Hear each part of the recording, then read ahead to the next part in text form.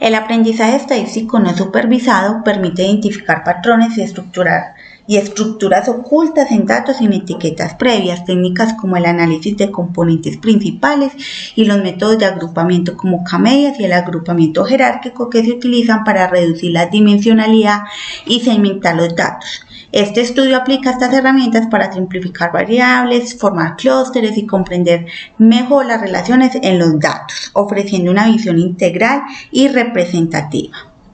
El objetivo general es evaluar los datos mediante técnicas de aprendizaje estadístico no supervisado como el análisis de componentes principales y los métodos de agrupamiento K-medias y jerárquico, para comprender la estructura interna de los datos, reducir su dimensionalidad y detectar patrones significativos que faciliten la interpretación y el uso de la información. En los objetivos específicos tenemos aplicar el análisis de componentes principales para reducir la dimensionalidad del conjunto de datos, identificando las combinaciones de variables que capturan la mayor parte de la variabilidad con el fin de simplificar el análisis y mejorar la interpretación de los patrones subyacentes en los datos. Implementar el método de agrupamiento de K-medias en el espacio reducido de componentes principales con el objetivo de segmentar los datos en clústeres diferenciados y analizar las características promedios de cada grupo, facilitando la identificación de patrones comunes entre las observaciones.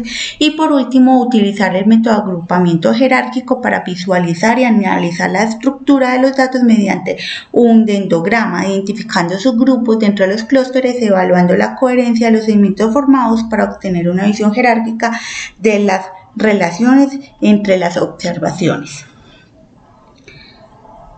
En el análisis de componentes principales se revela que las tres primeras componentes explican la mayor parte de la variabilidad de los datos. PC1 está influenciada por la duración y el costo del viaje, PC2 por el número de pasajeros y conductores y PC3 por el número de viajes previos y la calificación promedio. Estos resultados permiten reducir la dimensionalidad y captar patrones claves útiles para segmentar clientes o predecir precios. Y el gráfico de loading, que es el que tenemos en el lado izquierdo, muestra cómo las variables originales influyen en los primeros dos componentes, indicando direcciones y magnitudes de sus contribuciones. Dentro del agrupamiento de K-medias encontramos que el análisis del método del codo sugiere que el número óptimo de clúster es 4, ya que la inercia disminuye significativamente hasta el punto y luego se estabiliza. En el espacio bidimensional PC1, PC2 y PC3, los clústeres muestran cierta separación, aunque con solapamientos, especialmente entre clúster 1 y clúster 2, que es la figura que mostramos acá. En PC3, indicando similitudes en sus características. PC1 destaca como el componente más efectivo para diferenciar especialmente entre el clúster 0 y los demás, mientras que el PC3 tiene menor capacidad de separación.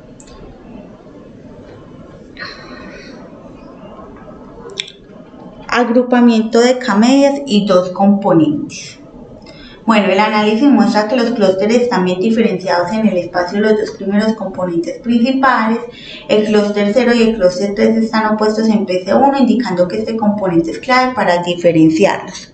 Y por otro lado, el clúster 1 y el clúster 2 representan cierta superposición en PC2, lo que sugiere características compartidas en este componente.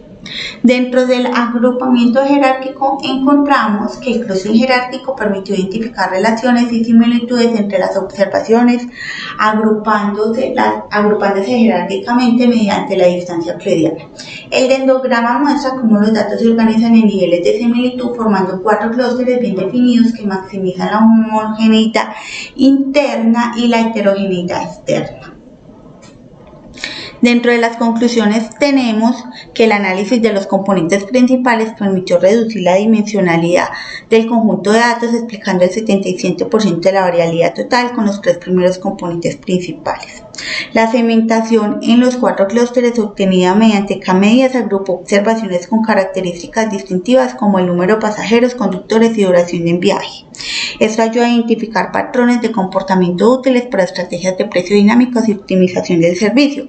Y el método de agrupamiento jerárquico Complementó el análisis realizado con Camedias al ofrecer una perspectiva visual de la estructura de los datos mediante un dendrograma, permitiendo observar cómo se agrupan las observaciones de manera jerárquica.